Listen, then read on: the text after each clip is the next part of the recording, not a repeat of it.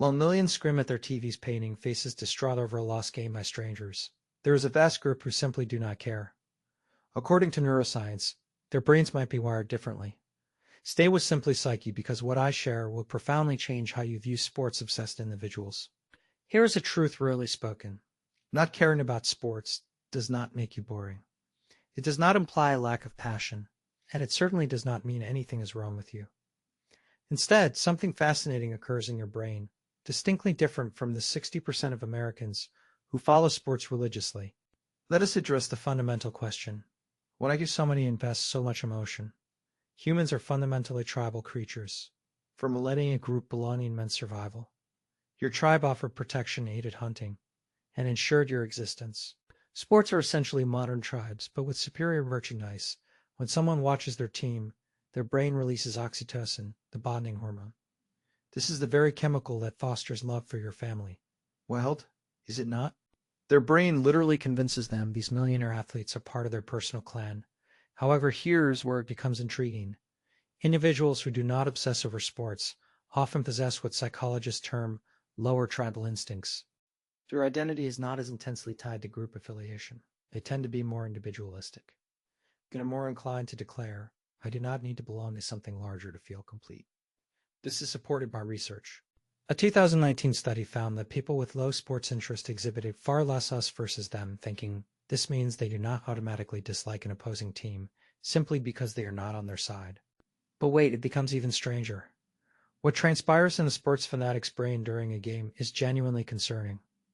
Remember that feeling of anticipation just before opening a present. That is dopamine firing in your brain. Sports fans experience this identical dopamine surge during games, with every play, every possession. It is a constant stream of microdoses of anticipation and reward. This is literally addictive. fMRI studies confirm this. Watching your team activates the same reward centers as gambling and other highly compelling activities. The crucial element is uncertainty. Not knowing if your team will win keeps that dopamine flowing. This is intermittent reinforcement, the most addictive reward schedule known to psychology. It is the same principle that makes slot machines so effective. The mechanism bears an eerie resemblance to other behavioral addictions. Your brain does not significantly differentiate between various sources of dopamine. It simply desires more. For those who do not care about sports, their dopamine systems are not activated by vicarious competition. This indifference might even be genetic research. From the University of Chicago suggests that variations in dopamine receptor genes can predict an individual's S level of interest in competitive spectator activities. Consider that your complete lack of concern regarding the Lakers' victory or defeat might genuinely be embedded in your DNA. Yet there is another dimension sports fans experience, something known as burgeoning, basking in reflected glory. When their team triumphs, they exclaim, "We won." When their team suffers a loss, they say they lost. Observe that pronoun shift. Non-obsessed sports individuals are less prone to this psychological distancing. They maintain greater consistency in their self-concept. They do not require external victories to feel successful. Their self-esteem is more stable, less reliant on factors entirely beyond their control. Now, before the comments erupt, I am not claiming one approach is superior to another, but I am stating there are valid psychological distinctions, and comprehending them is truly fascinating. Here is a seemingly contradictory fact. Sports fans often score higher on specific empathy measures. They practice deep care for others' struggles, even if those individuals are strangers wearing their team's jersey. So why do non-sports enthusiasts not feel that same empathy for athletes? It boils down to empathy allocation.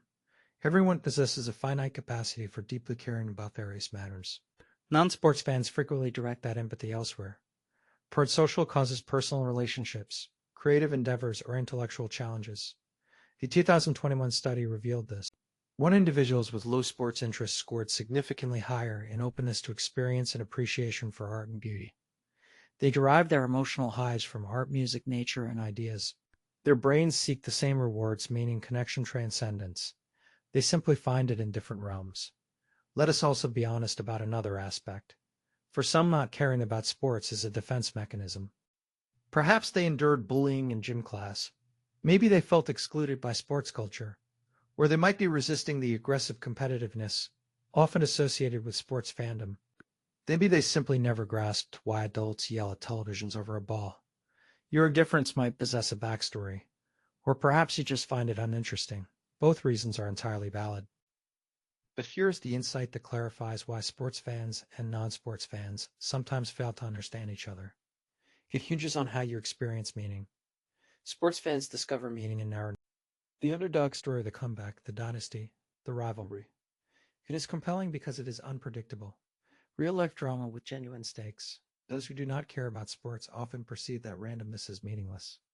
They ponder, why would I emotionally invest in an outcome I cannot control, performed by individuals I do not know in a game that does not impact my actual life? They're not incorrect. But neither are sports fans. It merely represents two distinct approaches to the human need for story and meaning. One group finds epic narrative in a championship run. The other finds it in a novel relationship, a creative project, a scientific discovery. Researchers' term is parasocial investment versus direct engagement. Sports fans form one-sided relationships with teams and players. Part 30, non-sports individuals prefer investing emotional energy, where there is genuine reciprocity, where their care influences the outcome, where they are participants, not mere spectators. Neither approach is superior. Part 31. They are simply different strategies for navigating the human experience. Psychologist McCallie, who studied optimal experience, found that flow states, those moments of complete absorption, can be achieved through countless activities. Part 32, for some, it is watching sports. For others, it is literally anything else. And here is a truly intriguing observation. People who do not obsess over sports often report feeling more present in their own lives. Part 33, they are not dedicating 3 hours every Sunday to experience someone else's struggle. They are actively engaged in their own lives. There is something quietly revolutionary about that. Part 34. So what does all this truly signify? If you do not care about sports, you are not missing out on some fundamental human experience. You are simply different. Part 35. Your brain's reward system, your tribal instincts, your empathy allocation are all calibrated differently, and that is perfectly acceptable. The next time someone asks, "Did you see the game?" and you genuinely could not care less. Part 36. Remember, you are not broken. You are not boring. You are just playing a different game. One that might just maybe have higher stakes. If this resonated with you, you will likely appreciate why quiet people process information uniquely. Part 37, and why that might be your greatest advantage. Click one of these videos to discover why you think a little differently than the crowd here on Simply Psyche.